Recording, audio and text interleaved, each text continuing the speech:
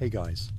Tonight, we're going to tell a classic story about how to have a disastrous date, but on a royal level, with one of England's most powerful kings. It all started with a portrait. King Henry VIII, famous for changing wives as often as he changed clothes, looked at the painting of Anne of Cleves and declared, "Wow, this is my dream princess." He then rushed to arrange a wedding. But when they met in person, Henry was probably so shocked that he had to rub his eyes a few times. The painting was radiant, but in real life, they were a world apart.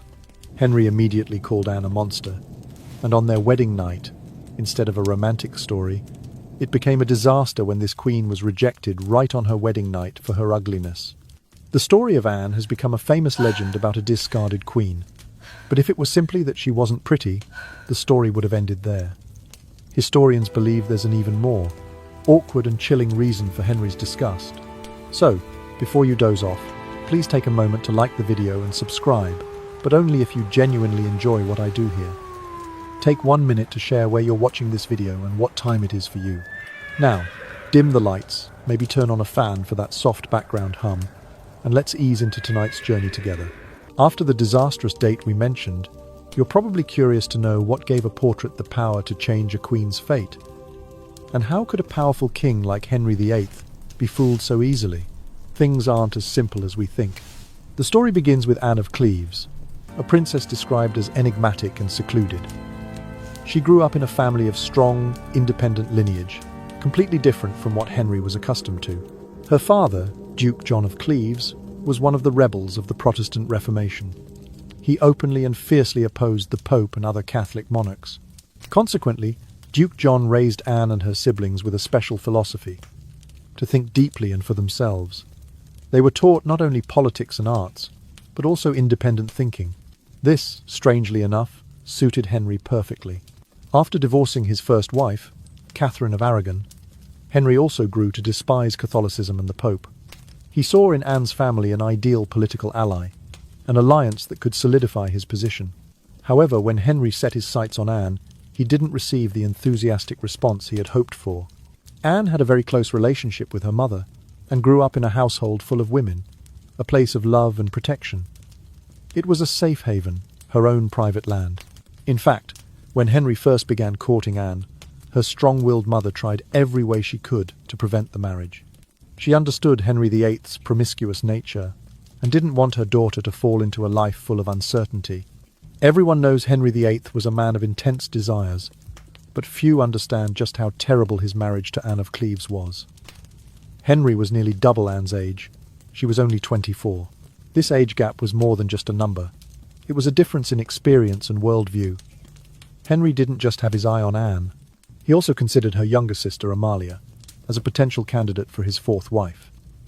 Perhaps, if he had chosen Amalia, the disaster of his fourth marriage would never have happened. If you thought that first meeting was dramatic enough, the truth is far more complex. Henry's cold rejection wasn't just a sudden impulse. It was rooted in who Anne was shaped to be since childhood. To truly understand why her fate became so tragic, we need to take a step back and explore her biographical background. Anne of Cleves, whose full name is Anne of Cleves, was born in the year 1525 into a noble family of northern Germany. Her father was John, Duke of Cleves, a prominent figure in the Protestant Reformation who always stood with those opposing the excessive power of the Pope and Catholic monarchs. Her mother, Elizabeth of Brandenburg, born into an ancient royal line, devoted herself to guiding her daughter along the path of education and growth with a courageous heart. From early childhood, Anne was nurtured in an environment rich in self-respect and independence, as the Cleves court was a gathering place for scholars, thinkers, and dissidents, where Anne learned to listen to her own voice and develop independent thought.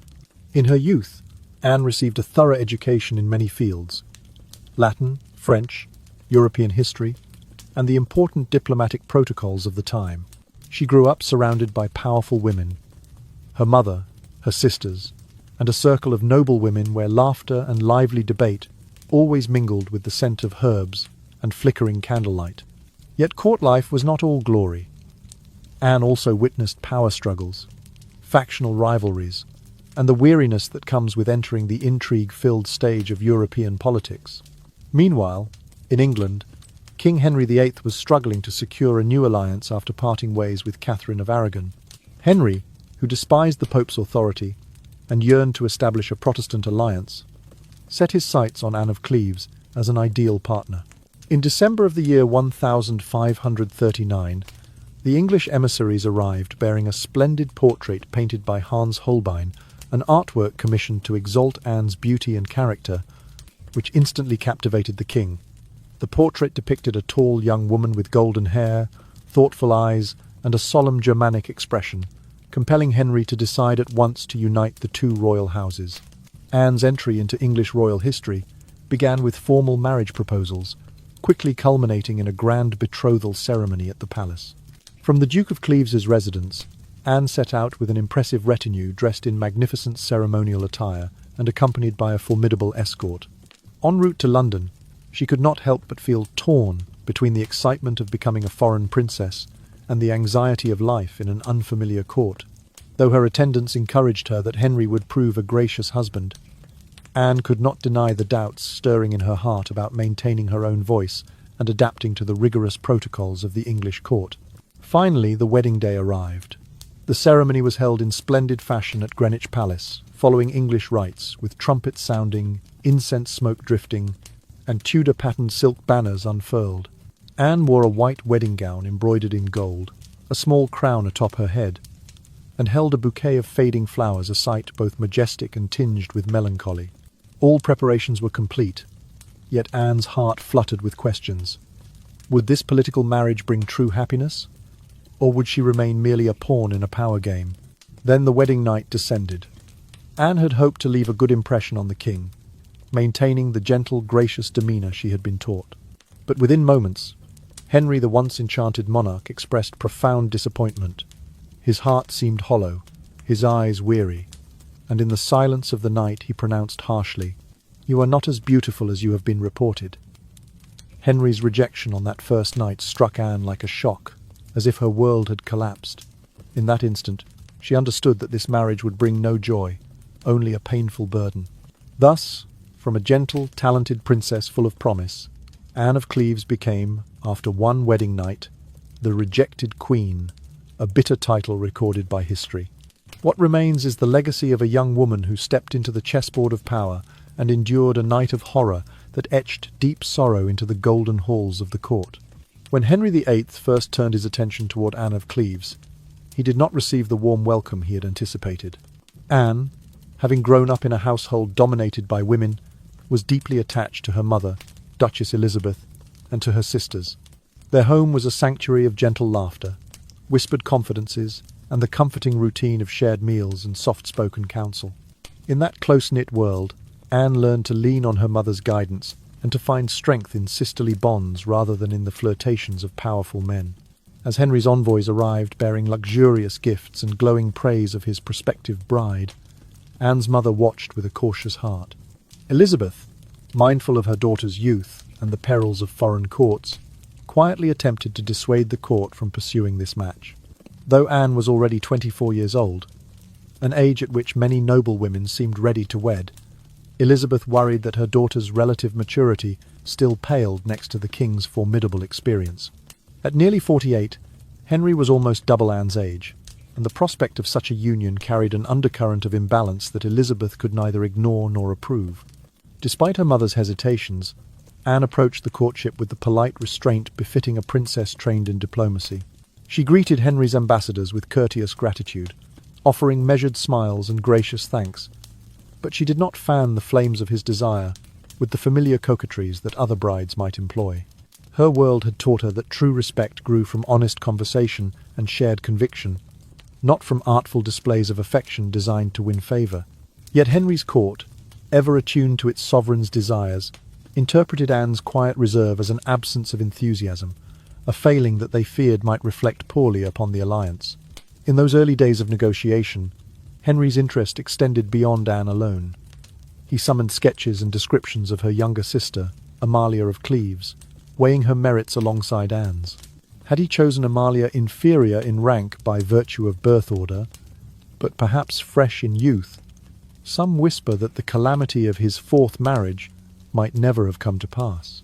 The thought drifted through court circles like a somnolent sigh. If only he had glimpsed Amalia's untested promise instead of settling on Anne's measured dignity, the king's heart might have found easier solace. Yet political necessity overrode the personal.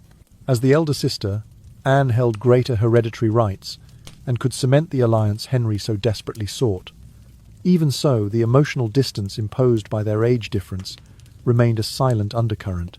Where Anne sought the security of maternal counsel and the solidarity of her female kin, Henry pursued the grandeur of royal power and the validation of a handsome bride. Their expectations, shaped by contrasting upbringings, left a yawning space between them, one that no sumptuous palace nor exalted ceremony could entirely bridge. Through all these stirring events, Anne remained composed, though her thoughts often drifted back to the hearth of Cleves, where her mother's gentle voice might have steadied her wavering resolve. She wore her age with the quiet confidence of someone long accustomed to the ebb and flow of courtly intrigue. Yet beneath that poise lay an undercurrent of uncertainty. Would she find warmth in Henry's favour, or would the gulf between their life experiences prove too vast to cross? In the hush of her chambers, she imagined the king stepping forward, his voice rich and commanding, and wondered if she could answer in kind. Meanwhile, in the great halls of the English court, courtiers exchanged hushed speculations. Some marvelled at Anne's restraint, interpreting her calm as regal composure. Others cast furtive glances, noting how the king's once avid gaze occasionally flickered with doubt. Amalia's name surfaced in whispered conjecture, as though a solution might lie in selecting a younger bride, unburdened by the world-weary grace that Anne carried as a badge of her birthright. But the die, once cast, could not be undone. Thus, Anne of Cleves stood at the threshold of a marriage that promised both political triumph and personal trial.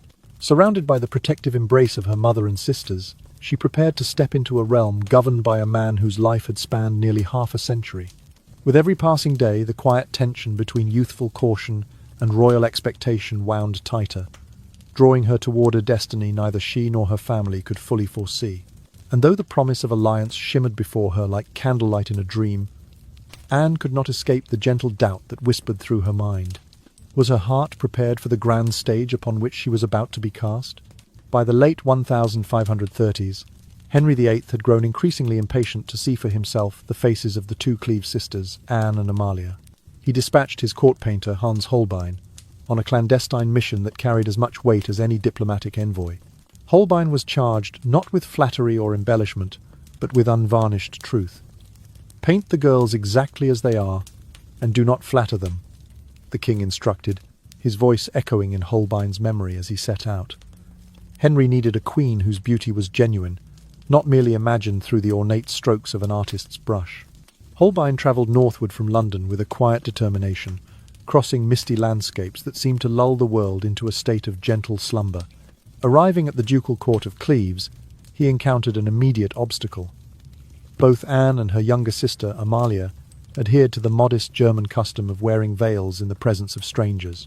Their faces were hidden beneath soft folds of silk and lace, as though the very air they breathed might betray some secret if allowed to touch their skin unfiltered. Holbein stood before two silhouettes, grieving the absence of clarity and feeling the weight of Henry's expectations settle on his shoulders. In the hushed chambers of the Cleves palace, Holbein began the delicate task of persuasion. He spoke softly of art and honour, of how a true portrait could immortalize virtue and grace. He described how the king's favour would bring prestige and security to the Cleves family, framing the unveiling as an act of mutual respect rather than a breach of custom. Slowly, under the dim glow of candlelight and amid the gentle scent of burning herbs, he worked to earn their trust. Anne and Amalia listened with polite curiosity, each sister hesitating as she considered the honour of bearing her likeness before the eyes of the English monarch. After several days of patient courtship, the sisters agreed. In a quiet moment, beneath a carved wooden arch, Anne lifted her veil, revealing a countenance that was at once serene and introspective. Holbein observed the pale glow of her skin, the subtle curve of her brow, and the gentle tilt of her chin. He captured the thoughtful depth in her eyes, mindful of the king's desire for truth. Then, turning to Amalia, he saw a younger sister whose features, though similar in hue and proportion, carried a softer innocence, rounded by youth and untested promise. Holbein retreated to his studio, where he laboured over his canvases with meticulous care. He mixed his pigments by candlelight, blending oils and earths to replicate the precise tone of the sisters' hair and complexion. His brushes moved across the linen with such deliberate slowness that each stroke seemed to murmur a lullaby, as though both artist and canvas were drifting towards sleep. He rendered the folds of their veils in fine detail, the delicate patterns of lace and silk reflecting the soft glow of his lantern. Above all, he strove to honour the king's command. No exaggeration, no artifice, only the honest reflection of two young women poised between their past in Cleves and their future, however uncertain, in England. When Holbein finally delivered the portraits to Henry, the king studied them in silence, the flicker of torchlight dancing across his sharp features. In Anne's likeness, he saw a dignified composure and a quiet strength. In Amalia's, a fleeting youthfulness that might have appealed to a different whim, yet Anne's status as elder daughter carried the weight of dynastic importance, and the unembellished truth of Holbein's brush convinced Henry that she would serve his purposes best.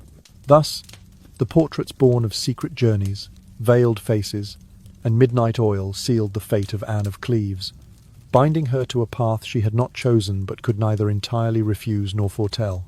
After Holbein returned and presented both portraits for Henry's consideration, the king made his decision. He would marry Anne of Cleves. Yet, the choice was far from a matter of romance or personal affection. In truth, Henry's motive lay not in the soft lines of Anne's visage, but in the hard logic of dynastic inheritance. As the elder daughter of John, Duke of Cleves, Anne possessed greater hereditary claims than her younger sister, Amalia. In the delicate dance of European power, these claims mattered more than ephemeral beauty. A union with Anne would cement alliances and secure Protestant interests on the continent, shoring up Henry's political position more effectively than any charming smile. The king's explicit instruction to his court painter to paint the girls exactly as they are, and do not flatter them, served to dispel later rumours that Hans Holbein had tricked Henry with a beautified image. Those popular tales, spun by gossip and repeated by generations, claimed that Holbein had applied his artistic license to mask flaws and exaggerate virtues. Yet Holbein's own meticulous records and surviving letters confirm that he hewed closely to truth, rendering skin tones and facial contours with scientific precision. He mixed his pigments from local earths and distilled oils, measured each brushstroke against the subtle curve of a sister's eyelash, and refused to add a single flourish of decoration that might mislead the monarch. In this way, the idea of a deceitful portrait was laid to rest, a fiction overshadowed by the political imperative that guided Henry's choice. Nevertheless, as any modern data might warn, a portrait, no matter how faithful, cannot convey the full measure of chemistry between two people. A painted face lacks the warmth of a living presence, the quicksilver movement of a smile, or the faint jerk of a brow that hints at hidden emotion. And when Anne of Cleves finally arrived in England, stepping ashore in her flowing gowns and measured grace, Henry found himself confronted with the reality beyond the canvas, and he was far from pleased. The king's first face-to-face glimpse of Anne sparked an immediate, stinging complaint. In the hush of the royal audience chamber, Henry's gaze flickered over her tall frame and solemn countenance, lingering on the calm repose of her features. Then, with a tone edged by disappointment, he muttered that she was nothing so fair as she hath been reported.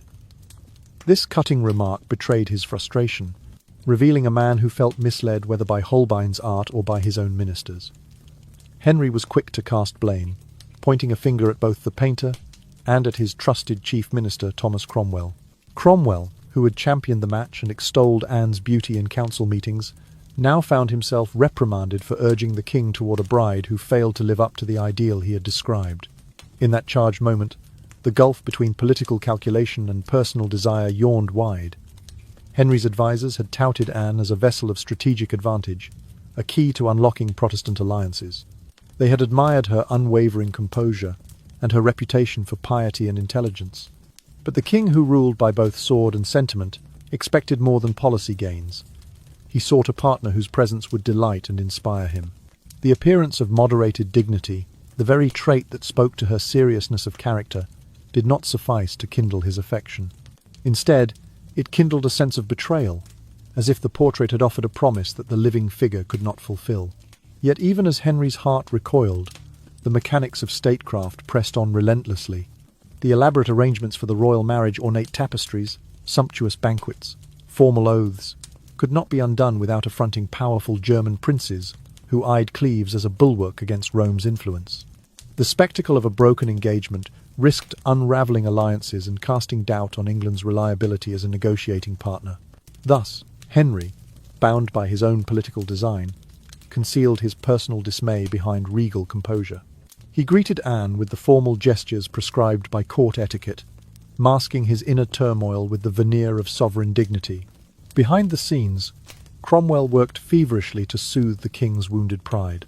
He assured Henry that Anne's virtues, her commitment to piety, her loyalty to her natal family, her willingness to learn English and adapt to court life, would in time soften the king's judgment.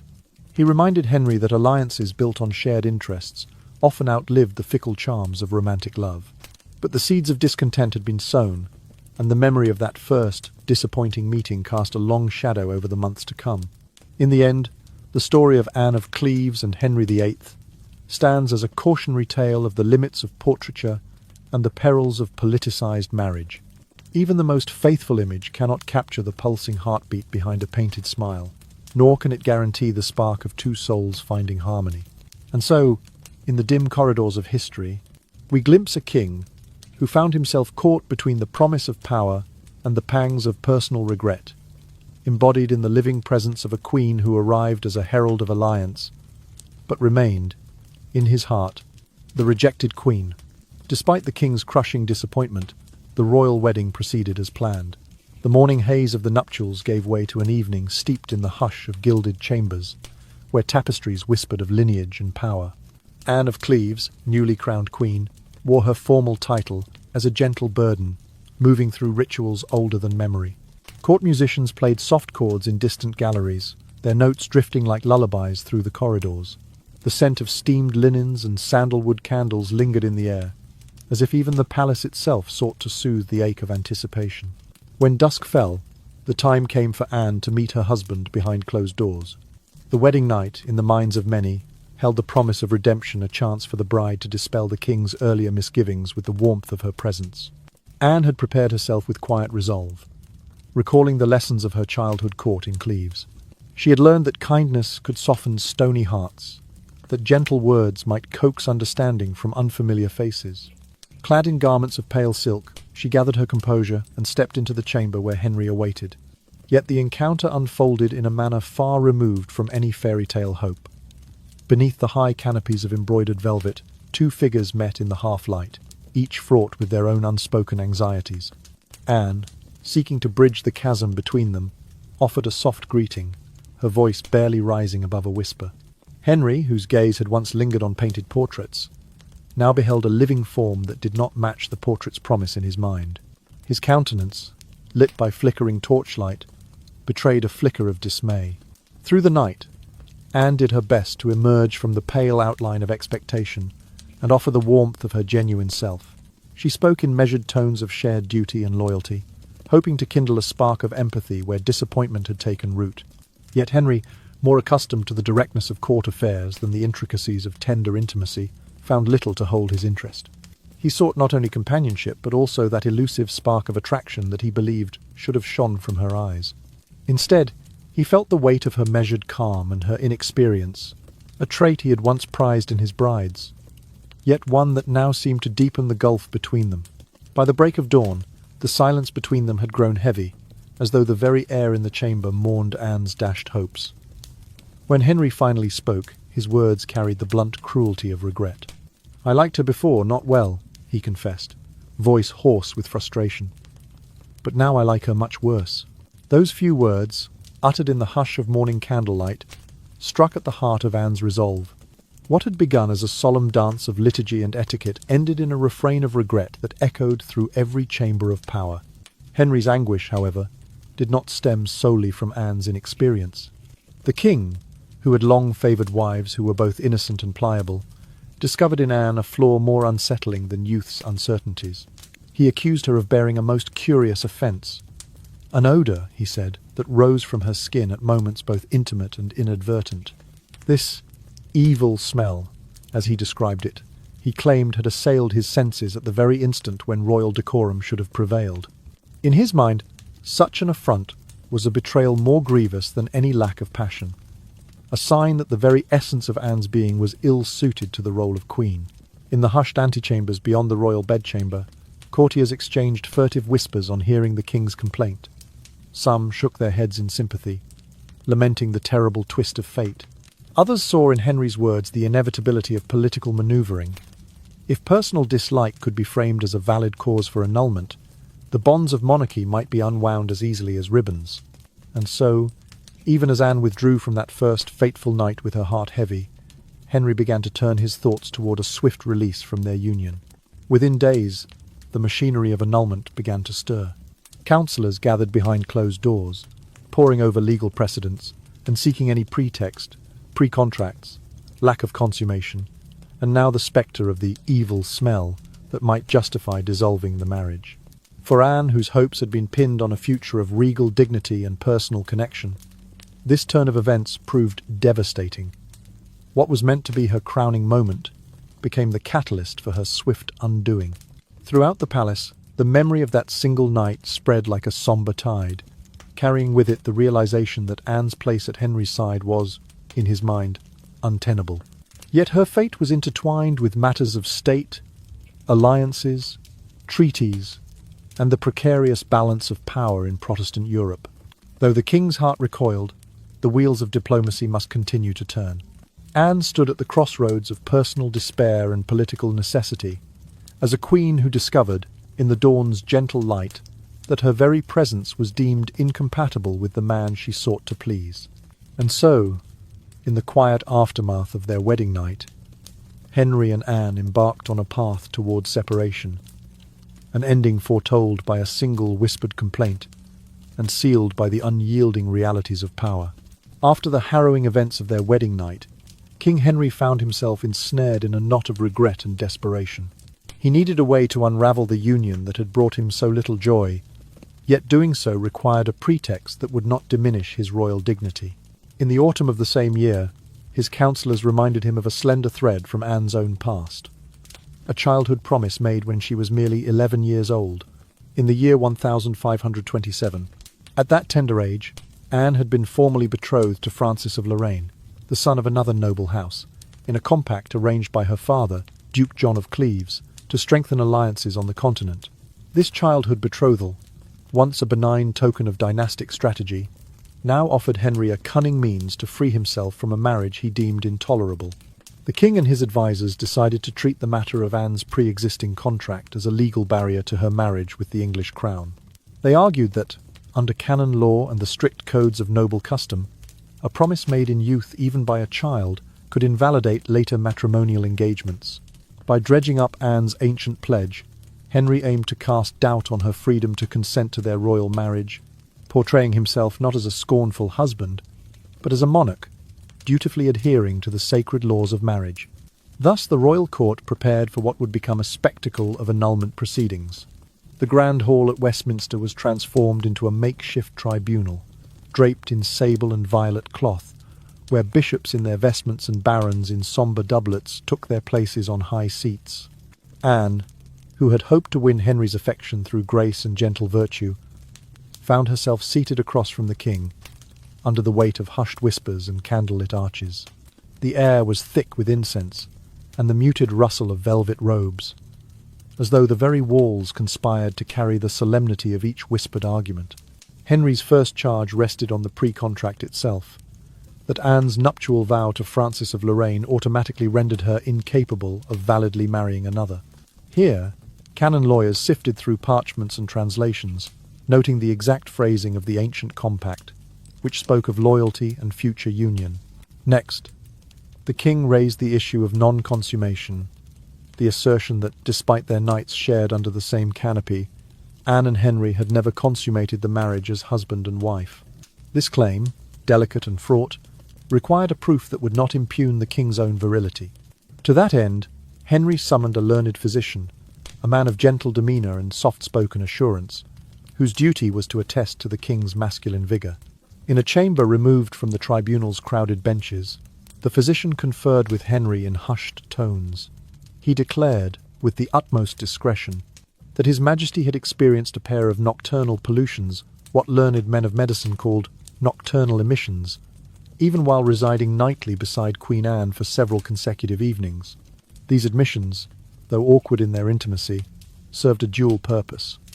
They affirmed Henry's potent desires, thereby dispelling any notion of impotency, and simultaneously supported the assertion that, despite those natural occurrences, true consummation had not transpired. The details, when recounted in the tribunal, carried a weight both scandalous and strangely mundane.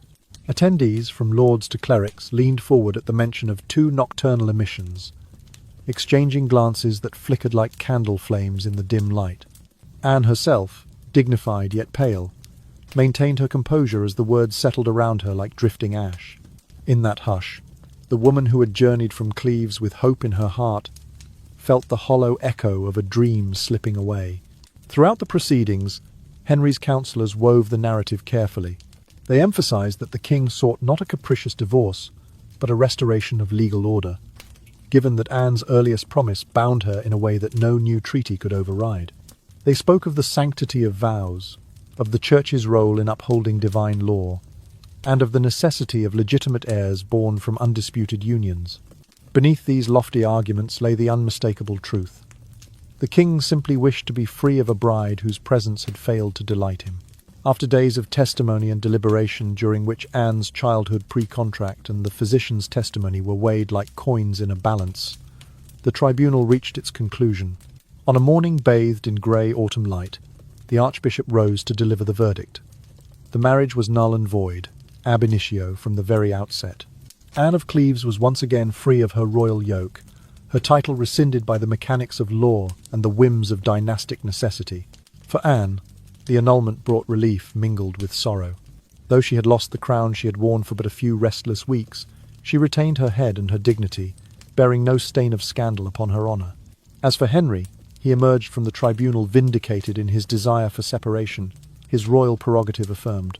Yet in the quiet that followed, as courtiers whispered of the king's tactical triumph, the memory of that solemn trial lingered a testament to the curious power of a promise made by a child, the bodily functions of a monarch, and the inexorable sway of political ambition over the tender bonds of matrimony. At long last, Henry VIII secured exactly what he desired. The brief and ill-fated marriage to Anne of Cleves was formally annulled on the 9th of July in the year 1540, scarcely 6 months after their lavish wedding had taken place. In that moment, Anne must have felt an unmistakable sense of relief, as though a weight had lifted from her shoulders. Relief that she had preserved her life, her dignity, and, quite literally, her head. Yet the annulment marked not an ending but the opening movement of a far more intricate history between Anne and Henry.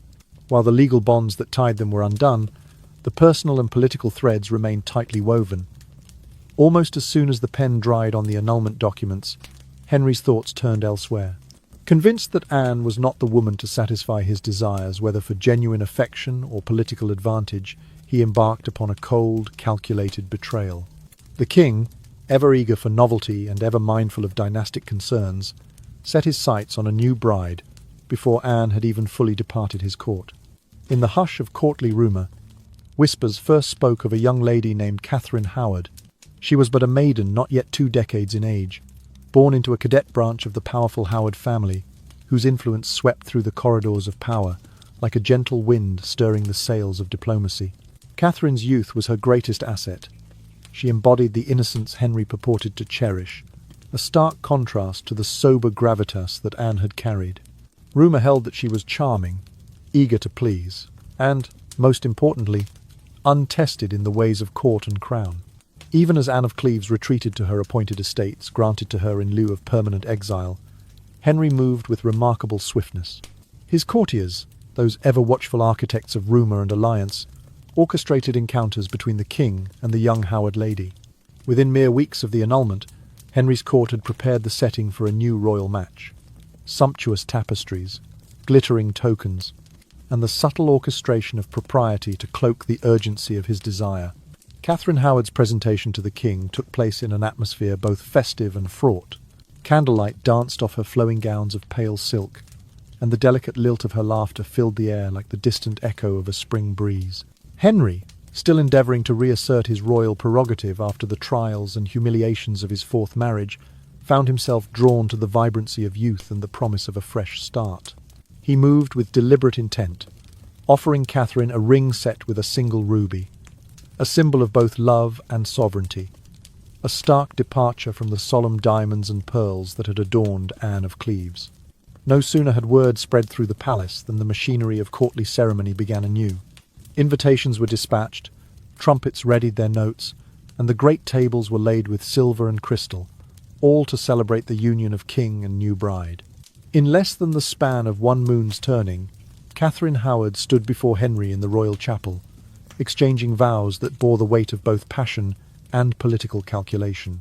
The marriage was conducted with the same ritual splendour that had marked Henry's previous unions, yet now tinged with a sense of urgency and, in some quarters, scandal. Meanwhile, Anne of Cleves, safe in her countryside residence, learned of her successor's rapid ascendance with a mixture of detachment and compassion. She had been a willing participant in the game of dynastic chess, and now she watched as Henry moved his own piece again, seeking advantage in the board's ever-shifting terrain. In the silent hours of her new life, Anne might have recalled the solemn arches of Greenwich and the hush of the annulment tribunal, contrasting those with the raucous celebrations that now heralded Catherine's coronation as queen. Even in the aftermath of her departure from court, Anne's position remained unique. She continued to receive allowances and estates befitting a queen, enjoying a rare freedom among Henry's former wives. But the swift betrayal by the king lingered like a shadow at the periphery of her thoughts, a reminder of the transactional nature of royal marriage. For Henry, the union with Catherine Howard would offer a momentary reprieve, a return to the vitality he associated with youth, and a chance to mend the wounds inflicted by his disappointment in Anne of Cleves. Yet the engines of fate churned inexorably onward. Though Catherine's presence restored a measure of satisfaction to Henry's personal desires, it could not erase the political realities that had shaped his choice of Anne in the first place. The alliances forged through Anne's annulled marriage endured, and Anne herself retained influence among powerful circles, while Catherine's own tenure would prove as fleeting and perilous as her predecessors had been. Thus, the swift remarriage to Catherine Howard stands as a testament to Henry's unyielding drive to secure his pleasure, to reaffirm his power, and to pursue alliances that served both king and kingdom. In the half-year following his broken vows to Anne, the king demonstrated that personal feeling held little sway against the tides of political necessity, and in the gentle hush of dawn, as Anne looked out over the peaceful waters of her retreat, she must have felt the bittersweet freedom that came with her release free not only from a marriage that had failed to warm Henry's heart, but also from the relentless churn of courtly ambition that had bound her to its wheel. In public, Anne of Cleves bore herself with a disarming grace that belied the tumult of her past 6 months. She made no show of resentment toward Catherine Howard, the youthful courtier who had supplanted her upon the throne and in the solemn vows of the royal wedding. Indeed, on the first dawn of the year 1541, Anne dispatched a pair of fine horses to her former husband and his new queen, as gifts meant to honour the season's goodwill. By candlelight that same evening, she joined Henry and Catherine on the parquet-floored hall of Hampton Court, her silken skirts whispering against the polished wood as she stepped lightly in the royal dance. Her measured curtsies and soft laughter melded with the minstrel's gentle tunes, offering a portrait of cordiality that left observers both charmed and mystified. Yet freedom from Henry did not afford Anne immunity from the darker currents swirling within the palace walls. In the hush of late autumn November, in the year 1541, a shadow slipped through corridors and gathered momentum in whispered corners. It began as a furtive suggestion that Anne of Cleves had borne a child in secret, a private pregnancy that no chronicler had recorded and no midwife had mentioned.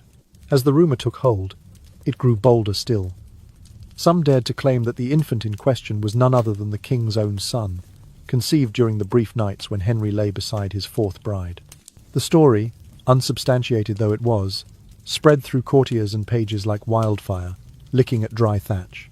In the candlelit antechambers and tapestry-lined corridors, noble women exchanged glances heavy with intrigue. Gentlemen-at-arms paused in their duties to catch furtive snippets of gossip as they passed beneath archways. Even the tame steps of the household cats seemed to echo the hush of conspiracies, as though every creature in the palace felt the electric charge of rumour coursing through the air. Despite the paucity of evidence, the royal household could not ignore the scandalous whispers. A lineage claimed by the crown was no trifling matter, and the notion that a former queen might harbour a clandestine heir struck at the very heart of dynastic security. Accordingly, King Henry, ever mindful of reputation and bloodline, resolved to quell the rumour before it could metastasize into open rebellion or diplomatic embarrassment. In the halls normally reserved for state papers and royal council, he convened a small commission to investigate the allegations, its members drawn from trusted advisers and ecclesiastical judges. Anne, upon learning of the inquiry, received word in the form of a discreet summons. She travelled from her country estate to the palace under the escort of a handful of gentlemen in humble grey liveries, clad in a riding habit of muted green. Her carriage wheels whispered over cobblestones, as though the very path urged her onward toward a fate she had hoped to leave behind. When she arrived, she found herself led into a chamber, lined with high-backed chairs, and a single, narrow table at its centre. The bishops and barons seated themselves with solemn restraint, faces veiled by candlelit shadows. The proceedings moved with the deliberate pace of a somnolent chronicle. Witnesses were called, some servants who claimed to have seen Anne unwell during a secret jaunt to Richmond, others who professed that she had confided in a trusted lady in waiting about a late pregnancy. Each testimony was weighed against the silence of official records, the absence of midwifery logs, and the improbability that such a secret could remain so thoroughly concealed from the bustling court. Anne sat with her hands folded in her lap, her eyes cast downward, but her posture unbowed. She offered no protest beyond a gentle denial when asked directly if she had ever borne a child, or that such an event had taken place within the precincts of the palace. After days of hushed examinations and the drafting of meticulous questions, the commission reached its conclusion. With a solemn murmur, the Archbishop declared that no credible evidence had emerged to support the rumour of Anne's maternity or any impropriety with the king. The whispers, he pronounced, were fabrications born of idle curiosity and malicious intent, unworthy of further pursuit. Orders were swiftly issued to release those detained for spreading the scandal, and the king's seal was affixed to a proclamation dismissing the tale as false and without foundation. In the cool aftermath of that judgment, Anne of Cleves experienced a measure of vindication. Though the stain of rumour had hovered like a storm cloud over her name, the official clearing restored her dignity in the eyes of the court and the country. Yet she understood that even dispelled clouds left their shadows behind. As she withdrew once more to her estates, her robes trailing softly across the gravel walks, Anne carried with her a quiet resilience, forged in the crucible of royal politics. For in the gentle repose of her newly reclaimed freedom, she knew that the most enduring power lay in enduring the night's darkest storms, safe in the knowledge that dawn would always follow. Henry VIII's patience with whispered scandal wore thin, and he resolved to silence the rumours by any means necessary. The hushed suggestion that Anne of Cleves might in fact have borne his true heir was no trifling matter. It struck at the very core of dynastic legitimacy. In response, the king ordered a formal inquiry into the matter. 2 individuals, pages of the royal household, who had dared to repeat the gossip, were detained and briefly imprisoned for the crime of alleging that Anne had been Henry's real wife and mother to his child. Their confinement, while not harsh by Tudor standards, sent a clear message. The court would brook no challenge to the official record or to the king's chosen narrative. Yet even this measure proved insufficient to allay Henry's unrest. By the year 1542, the king's troubles had multiplied. Catherine Howard, his new queen, faced charges of adultery and treason, echoing the fate of Anne Boleyn in earlier years. As Catherine awaited her grim sentence, Henry's grief and anger coalesced into a fierce storm of bitterness. He found himself once more betrayed by the bonds of marriage, and his confidence in the institution, or in the women who walked its perilous path, turned brittle. In the midst of this turbulence, Henry turned his attention back to Anne of Cleves, the 4th queen he had cast aside. Despite the cold annulment and the political manoeuvring that had undone their union, Anne had maintained a friendly, even cordial, relationship with her former husband. She had been careful to show no resentment when Catherine Howard ascended to the throne. She had sent those fine horses at the new year, and had danced at court as though her own heart bore no sting. Henry had permitted this decorous friendship, largely because Anne's survival, her unblemished reputation, served as proof of his own magnanimity. After all, few of his wives had fared so well once their marriages had ended. But now Henry's suffering ran deeper than mere wounded pride. As Catherine's betrayal loomed large, he saw in Anne's continued goodwill a chance to vent his anguish, believing that, unlike Catherine, Anne, ever prudent and grateful for her own preservation, would not refuse him even the cruelest request. Henry penned a harsh letter, his handwriting jagged with emotion. In it he demanded the return of a royal ring, a precious jewel that Catherine Howard had once bestowed upon Anne as a token of welcome.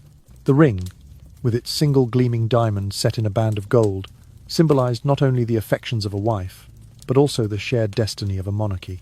By ordering its return, Henry sought to strip Anne of one more vestige of connection to the crown. When the letter arrived at Anne's country residence, it came borne by a courier whose face was pale under the evening lanterns. Anne, reading the missive by the soft glow of a single candle, felt a chill settle in her bones. The king's words, though courteous enough in form, carried the weight of reproach.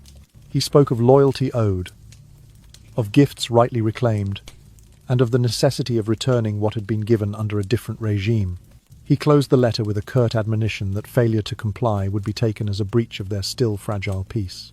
Despite the sting of the demand, Anne responded with the calm courtesy befitting her station, and perhaps the only stance that might preserve her dignity. She dispatched a reply, assuring the king that she would return the ring at his earliest convenience.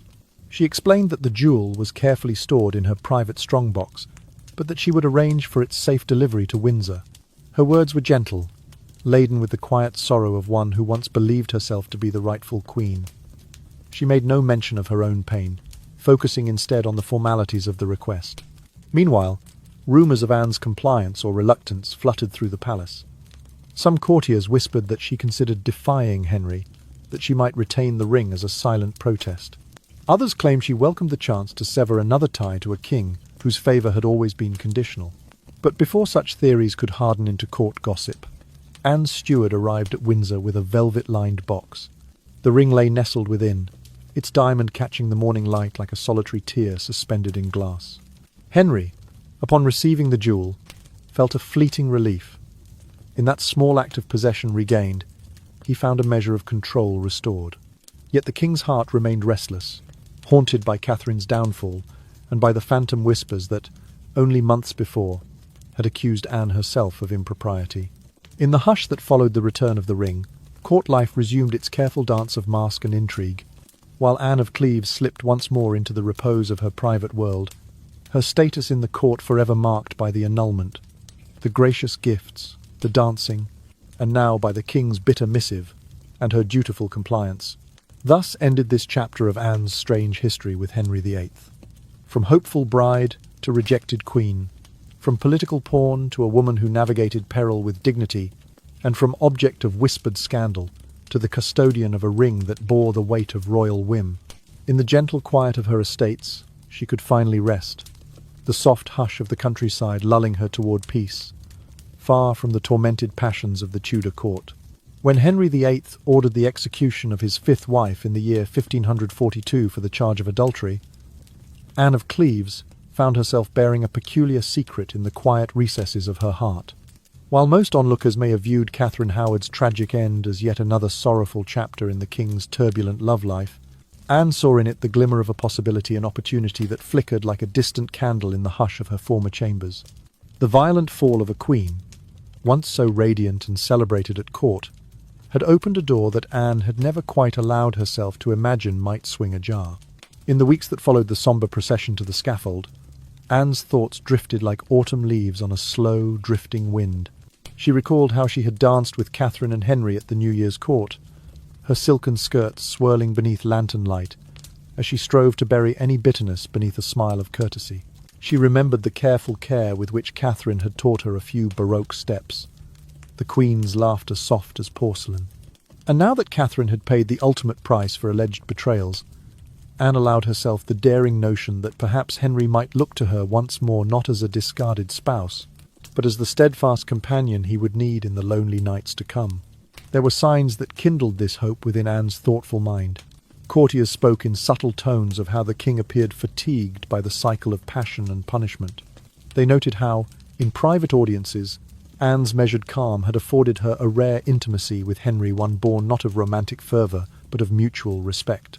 Catherine's brief reign had illustrated to Henry the perils of marrying a youthful maiden untested in the complexities of royal life. Perhaps, they whispered, he might value Anne's experience, her unflinching loyalty, and the quiet intelligence she had displayed when learning the English tongue so swiftly after her arrival. Yet, in the silence of her private apartments, Anne also understood the hidden obstacles that stood between her and the crown once more. She had been educated with the finest tutelage, a curriculum befitting a princess of northern Germany. Latin and French had been her early companions, and in the year that she dwelt at the English court, she mastered the language of her adoptive realm with remarkable ease. Scholars who visited her estates marvelled at her quick wit, at the precision of her delivery when she recited passages from Ovid or described the shifting alliances of European princes. She carried her mind like a polished gem, reflecting the light of knowledge wherever she turned. But beneath that brilliance lay a single void, an absence shaped by her conservative upbringing. The court of Cleves had prized moderation and piety, viewing frivolity with a wary eye. Under her mother's careful hand, Anne had learned to avoid the enticements of music's rutinous joys, the liberating heights of song, and the rhythmic abandon of dance. Her childhood had known no chamber music recitals, no hours spent at the harpsichord, no late-night waltzes in dimly lit ballrooms. While her sisters may have indulged in such pursuits, Anne remained untutored in the pleasures that the English court held dear. Henry, by contrast, had been a lifelong devotee of the arts. From the earliest days of his reign, he had accumulated manuscripts illustrated by the finest illuminators, commissioned compositions for court musicians, and patronized painters who captured his likeness in all its regal splendor. He revelled in masque and pageant, their costumes shimmering like constellations under torchlight. Music, to him, was the language of the soul, and dance was the very breath of the court's vitality. A bride who could move with grace to a lute's accompaniment, who could hum a madrigal or play a tender air on the virginal, would hold his admiration in a way that mere courtesy could not achieve. Thus, even as Anne prepared her mind and her will for the possibility of reunion, she recognized the gulf between them. Though she could now speak to Henry in fluent English, their conversations would skim like leaves upon water if they touched on the arts she had never embraced. There would be no shared delight as she guided his hand across the keys of a clavichord, no intimate understanding of the shifting moods that a plaintive melody might evoke. Her silence on these topics would feel to Henry like an unread page in a treasured book, a blank that invited his glance but offered no response. In the hushed moments before dawn, as Anne gazed out upon the mist that roiled across her estate's gardens, she imagined the palace at Westminster, its great hall filled with lutes and viols, its chandeliers flickering as dancers spun beneath their glow. She felt a tender ache for what she did not know, the swirl of silk skirts, the hush of a lute string's chord, the thrill of stepping in time to a melody born of shared understanding. It was a longing not for power or position, but for the companionship of art that she had never tasted. Still, Anne did not allow herself the luxury of regret. She was a woman of wit and resilience, forged in the fires of dynastic strife. Whether or not Henry chose Catherine Parr as his sixth wife indeed, he did so, welcoming her with open arms. Anne resolved to cultivate her own peace. She would fill her days with readings of poetry, with quiet walks in the dawn's mist, and with the solace of letters exchanged with friends who spoke her native tongue. In her heart, she carried the memory of that slender hope, a hope born of Catherine's fall and of her own steadfast virtues. And though the crown had slipped from her reach once more, Anne of Cleves drifted towards sleep with the comfort that, in the tapestry of her life, the threads of education, experience, and gentle dignity would weave a story far richer than any fleeting diadem. Anne of Cleves possessed a rare and genuine skill for cultivating warm and lasting relationships, a talent that distinguished her from most of Henry VIII's other wives. From the moment she arrived at the English court, she recognized the importance of forging bonds not only with the king but also with his children, who would one day shape the future of the realm. With thoughtful care, she attended to the young Edward, the boy prince whose smooth cheeks and earnest eyes spoke of promise and responsibility. In the gentle hush of autumn evenings, Anne sent the heir apparent modest gifts, fine leather-bound prayer books, soft woolen cloaks, and small wooden toys carved by her own artisans in Cleves. Her presents were never ostentatious. They were chosen for their usefulness, and the comfort they might bring to a lonely boy who, though born to privilege, would bear the weight of a crown all too soon. Edward, accustomed to the pomp of court, seemed surprised by Anne's considerate gestures. He received each package with a curious delight, opening them beneath the watchful gaze of his governess, yet glancing shyly toward Anne when they met at formal functions. Anne spoke to him in subdued tones, encouraging his studies of scripture and arithmetic, gently questioning him about the books he read and the lessons he learned. Her presence offered him a measure of maternal warmth, an echo of the stability that his own mother's early death had denied him. Over time, the boy prince caught glimpses of a woman whose heart was free of the bitterness that had marred Henry's previous marriages, and he came to regard her with genuine affection. Simultaneously, Anne turned her attention to Mary, the king's elder daughter from his marriage to Catherine of Aragon. Mary's childhood had been shadowed by her father's divorce from her mother, and by the turbulent oscillations of her own status at court. Anne, mindful of the young Mary's quiet dignity, sought her out amid the rituals of chapel and the soft light of candlelit galleries.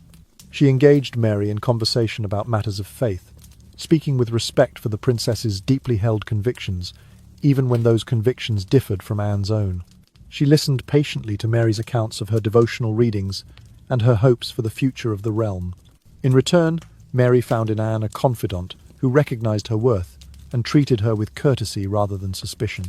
This gentle rapport extended, in time, to the youngest of Henry's children, Elizabeth, born of Anne Boleyn, whose early years had been filled with the promise and peril of her mother's fate. Elizabeth, still a child when Anne arrived, watched the new queen with a mixture of fascination and reserve. Anne, in turn, admired Elizabeth's quick intelligence and sunny disposition. She often offered the young princess small trinket beads of coloured glass, tiny music boxes that played soft lullabies, and embroidered silk handkerchiefs bearing delicate floral patterns. In a gesture that would echo across the centuries, Anne bequeathed part of her personal jewellery collection to Elizabeth in her will. A string of pearls, a modest diamond pendant, and a medallion set with a clear quartz. These tokens symbolised Anne's esteem for the future queen and her faith in Elizabeth's character. Through these thoughtful acts, Anne demonstrated an understanding that power in the Tudor court flowed not only from birth or title, but from the subtle currents of favour and affection. She knew that by nurturing genuine bonds with the royal children, she would secure a place of honour and safety long after her own marriage to Henry had ended. Her strategy proved remarkably effective.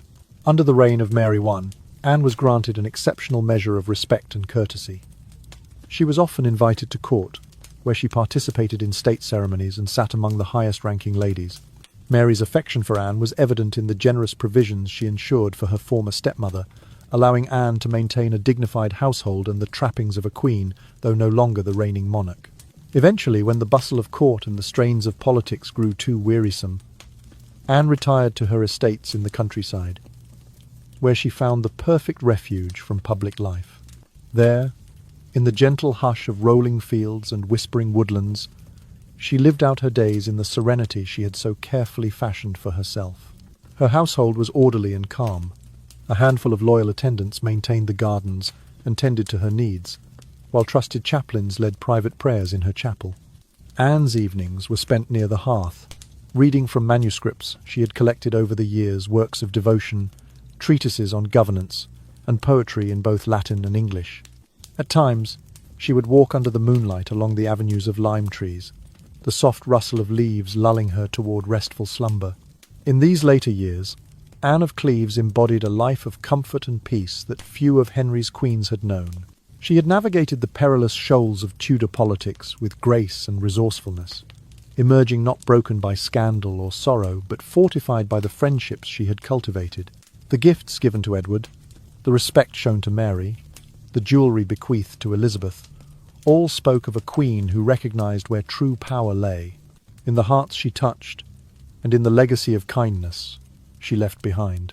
And as the evening stars rose over her tranquil abode, Anne could rest, knowing that her story was one of gentle influence, unshakable poise, and enduring goodwill. Anne of Cleves's attentive kindness toward Henry VIII's children proved to be a priceless investment, one that granted her not only a comfortable old age, but also the freedom to chart her own course after the king's passing. Her bond with Mary, whom she had once supported in quiet conversations within the chapel and at courtly receptions, grew so warm that it is whispered Anne may even have been present at Mary's youthful coronation in Westminster Abbey. There, beneath the ancient stone vaults where monarchs of old lay in state, Anne would have sat among the honoured guests, a serene figure garbed in sombre silks, watching as her dear friend ascended the throne with all the solemnity and pageantry the ceremony demanded. Despite the turbulent years that had preceded it, marriage, annulment, rumours, and royal intrigues, Anne remained in the king's good graces, and he treated her with a generosity seldom extended to his other former wives.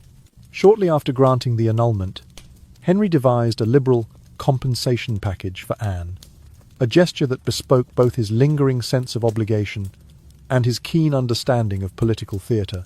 He endowed her with several large estates manors nestled amidst rolling hills, their gardens dotted with swirling fountains and groves of ancient oaks. He bestowed upon her revenues from wide swaths of farmland, assuring her a steady income drawn from rents, milling fees, and market tolls. In addition, Anne received the rights to a sumptuous manor house by the Thames, its windows overlooking the slow flow of the river, and its terraces perfect for evening strolls beneath lanterns.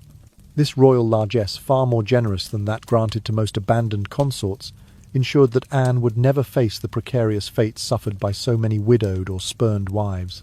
She held her head high as she moved through her estates, adorned in modest gowns of muted velvet and linen. Her household, maintained by the king's bounty, comprised a handful of loyal retainers, a steward to manage her lands, a chaplain to lead her devotions, and a small cadre of trusted ladies-in-waiting who served as companions and confidants. In the hearth's glow each evening, Anne would retire with a cup of spiced wine or a draught of goat's milk, reading by candlelight from the theological treatises and collections of pious poetry that filled her private library. When the time came for Mary's coronation, Anne travelled to London with quiet dignity. She wore a mantle of deep blue lined with ermine, its hood pulled back to frame her gentle features. The streets of the city had been draped in cloth of gold and crimson banners, and the crowds that thronged the thoroughfares cheered at the sight of the new queen. Anne's carriage, drawn by 4 grey horses bred on her own estates, carried her through windows reflecting torchlight onto the assembled masses. Though she no longer bore the title of Queen Consort, the people greeted her with respect, for she had come to be known as the king's beloved sister in title, a dignified position Henry had granted her to underscore her enduring favour. Inside the abbey, beneath the painted skies of the great ceiling, Mary received the crown in a ceremony of solemn vows and sacred oaths.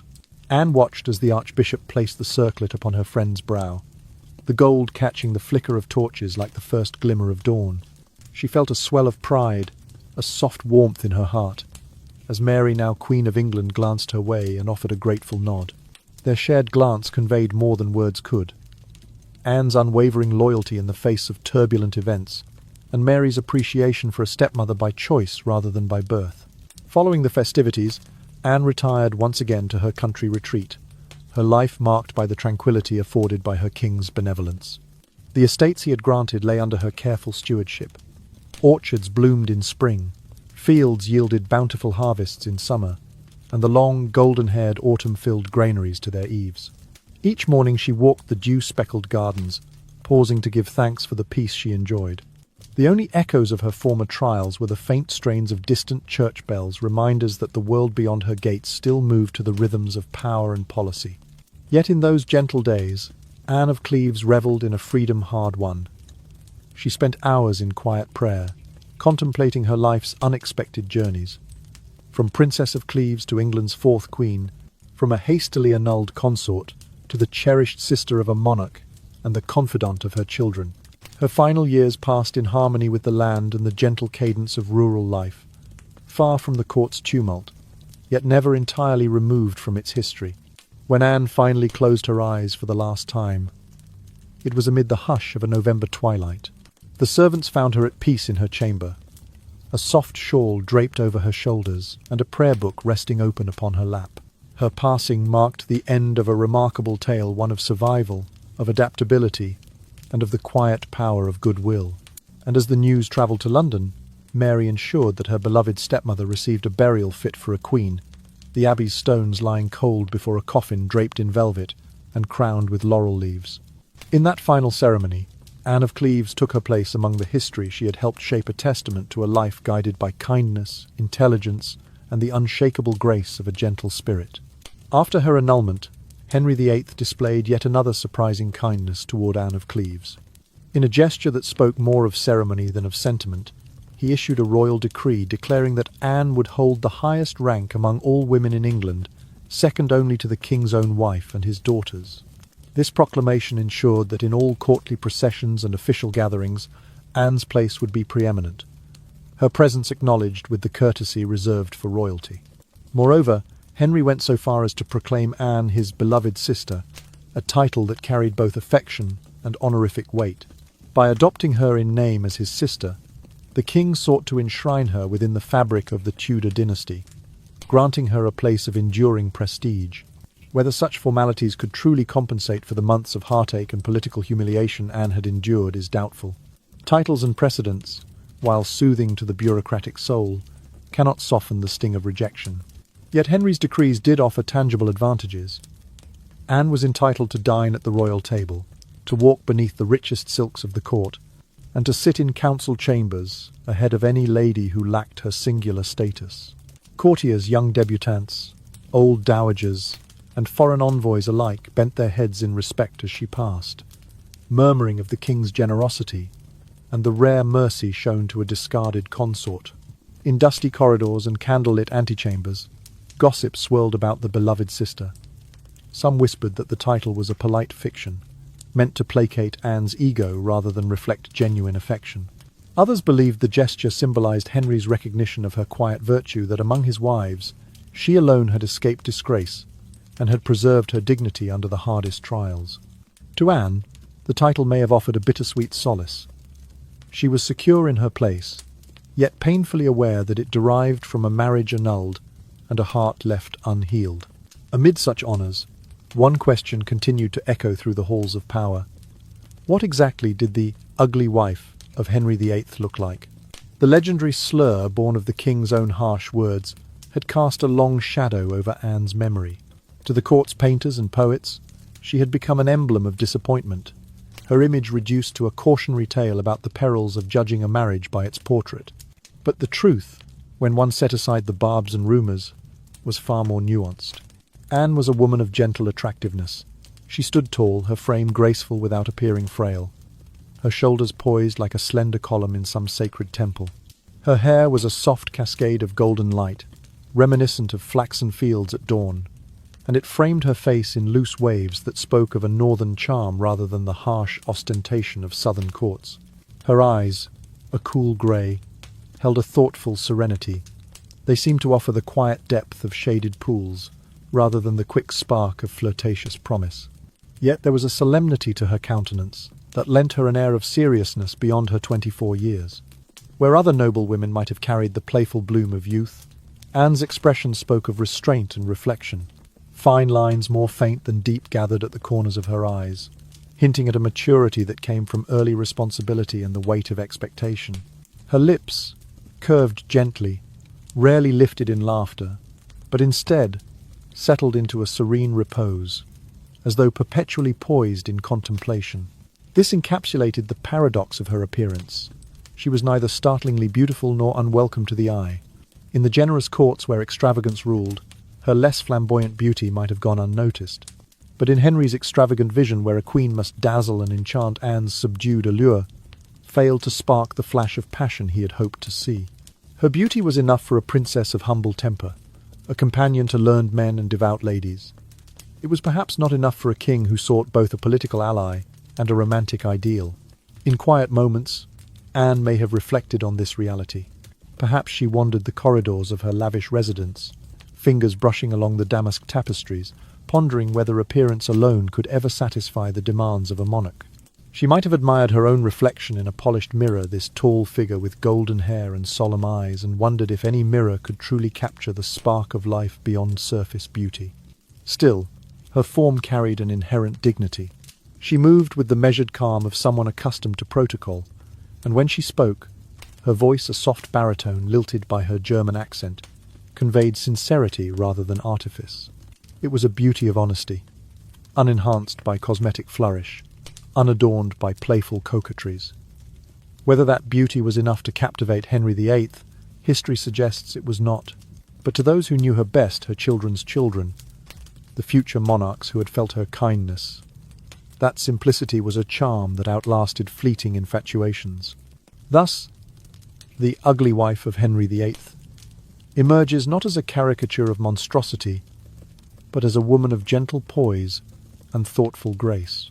Tall, fair of hair, and solemn of gaze, Anne of Cleves bore beauty in measured doses, favouring depth over dazzle. In the hushed twilight of her later years, she carried that beauty into the peaceful retirement. Her titles and her beloved sister status had afforded her proof that true elegance need not conform to legend, but simply to the soft light of one's own unembellished truth. Anne of Cleves's life extended far beyond the tumultuous years she spent as the fourth wife of King Henry VIII. Though her tenure at court had been brief and fraught with disappointment, her spirit endured long after the crown she once wore had been set aside. On the 16th day of July in the year 1557, scarcely a few months before what would have been her 42nd birthday, Anne took her final breath in the land she had come to call home. Rumours among her attendants spoke quietly of illness, perhaps a cancer that crept through her body like a silent winter frost. Yet those who loved her best remember only the serene composure with which she met her end. Word of Anne's passing spread through the corridors of power and the quiet lanes of her country estates alike. Couriers in sombre livery carried the news to Westminster, where Queen Mary, her beloved stepdaughter, paused in her own royal duties to mark the moment of loss. For Anne, who had once navigated the dangerous waters of Tudor politics, death brought a final respite. No more would she bear the weight of court whispers or the sting of royal reproach. Instead, she would rest beneath the same stone vaults that had for centuries sheltered the mortal remains of England's greatest kings and queens. In accordance with custom and out of deep affection, Anne's family arranged for a funeral of touching dignity. Though she had once been queen only in title, and for a fleeting 6 months, the honours she now received transcended the brevity of her reign. The procession to Westminster Abbey moved at a somnolent pace, the mourners clad in muted greys and blacks, their heads bowed beneath veils of soft tulle. Anne's coffin, draped in crimson velvet lined with ermine, was carried on a bier of polished oak, polished until it gleamed like the rippling surface of a calm river at dawn. Inside the hallowed nave, the ancient stones echoed with the low chanting of monks in solemn chant. Candles flickered along the aisles, casting a muted glow upon the faces of those gathered noblemen, ladies of the court, and clergy alike. Among them stood Queen Mary, resplendent in the regal sable robes befitting her station, her expression gentle yet resolute. She had lost not just a former consort of her father, but a companion whose kindness and loyalty had lightened the burdens of her own troubled path to the throne. Though Anne's final resting place lay within the storied walls of Westminster Abbey, it was not in a prominent spot alongside those of more celebrated rulers. Instead, her tomb occupied a quieter alcove, a place where the hush of prayer and reflection reigned. Visitors who chanced upon her grave would find a modest slab of stone, its surface inscribed with a singular poignant truth: Anne of Cleves, Queen of England. There, beneath the etched lettering, visitors could read the simple words that defied the annulment that had once stripped her of royal status. In that inscription lay Anne's enduring secret.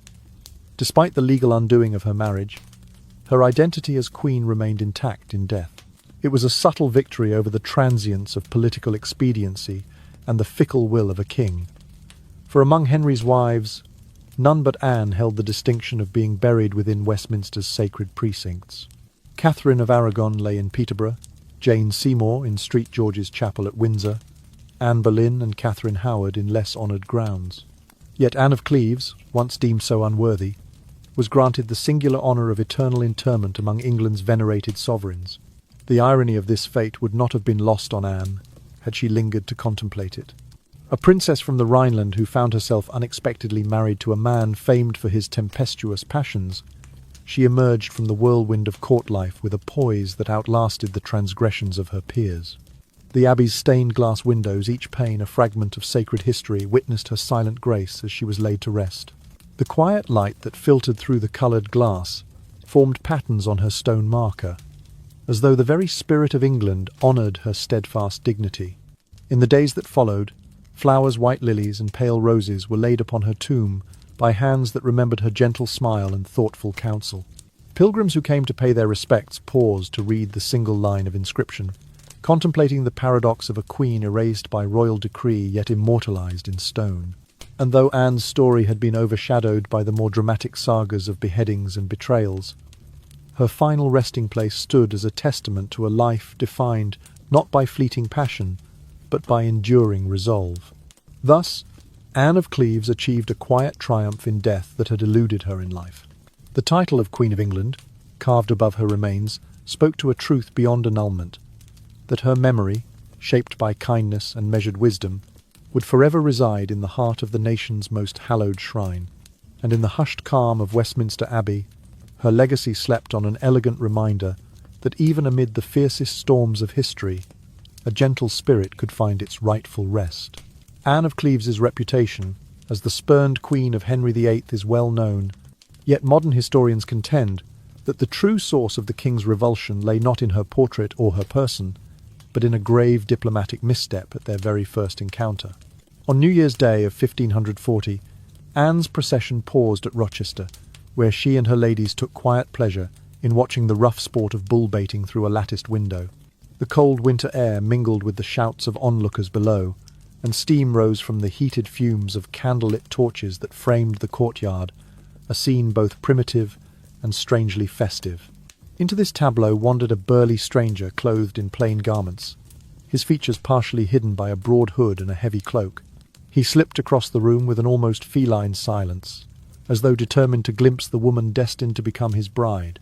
This mysterious figure was none other than King Henry himself, bent on a clandestine audience. He fancied that by testing Anne's recognition of him by the so-called power of true love, he might stir in her some spontaneous warmth, some sign that their marriage would kindle with genuine affection. Perhaps he believed that such a ruse would endear him to her rather than frighten her. Perhaps he sought to surprise her with the idea that love could reveal the familiar face behind the mask. Depending on the version one reads, Henry either attempted to draw Anne's attention with a playful bow, or went further, trying to place a sudden kiss upon her cheek, or to grasp her hand in a bold gesture of intimacy. But Anne, unprepared for such an intrusion, found herself confronted by a stranger in a dimly lit chamber. If she did glimpse a flicker of recognition, she gave no sign of it. Her manners, shaped by decades of disciplined upbringing, compelled her to maintain calm reserve. In the gentlest of tones, she ignored the stranger's advances, turning her gaze back toward the bustling scene outside, the bull-baiting that rumbled on, the snarling beasts and eager dogs locked in their grim contest. To Anne's mind, the spectacle was at least open and honest. A masked man touching her unbidden was neither sport nor welcome. Other accounts whisper of a darker moment, the stranger's hand brushing too boldly against Anne's sleeve, a clumsy attempt at familiarity that alarmed her enough to set down her fan in alarm. She may have sounded a discreet warning, perhaps a single ring of a small bell she carried, a signal to her attendants that a stranger had breached their circle of safety.